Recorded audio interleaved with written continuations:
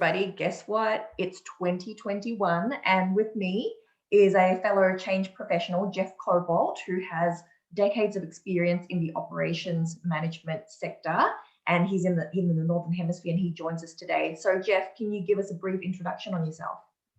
Yes, absolutely. And happy 2021 to everyone and yourself.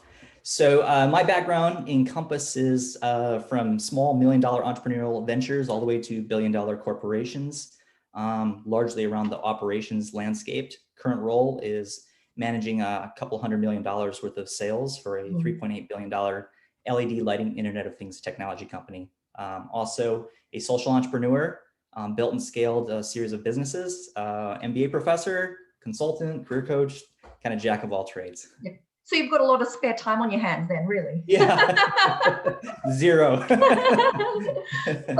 Well, look, thanks for joining us. And as we know, saying that you want to change is one thing, but making sure a company has the culture to bring it to life is another. So culture change is not for the faint-hearted. We know that it's very rare for a company to get it right. It's very rare for them to actually make it through the other side. So a lot give up when they say, oh, it's too hard.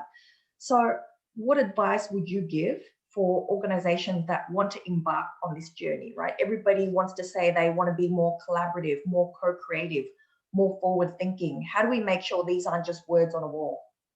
Yeah, so I think the most important thing is to understand that adaptability is the name of the game, right? Leaders at all levels must understand that you've got to pivot at a very short notice, and look out for those inflection points, those paradigmic shifts that are happening in the market. And so teams need to learn as they go and continuously develop. It has to be this iterative, ongoing cycle at plan, do, study, act, plan, do, study, act, plan, do. You get faster and faster and faster in rhythm with that. And that takes everybody. It isn't just senior leadership. That's all people at all levels of the organization who need to be enthralled in that. Another extremely important point is to bust the silos. I mean, they exist everywhere. So you can't have engineering doing one thing, sales doing another, marketing doing another. Everybody has to be unified, beating to that same drum. And so that requires, from my viewpoint, that requires everyone, but it ultimately requires senior leadership to be breaking down those barriers and shifting their mindset and their engagement. And they need to lead first and foremost. And finally, I would add that everyone must prioritize the needs of the customer. That is paramount to today's success. And so if you've got leading indicators such as your net promoter scores, your CSAT scores, utilize tools like that to keep you at the forefront. The last thing you want to do is look at your P&L and go, oh, we made X number of millions of dollars, or we did this much. That's past, right? You need to be what's happening right now with my customers. And one more point that I'd like to make is to utilize tools such as the House of Quality. House of Quality is a quality functional deployment tool from the Six Sigma world.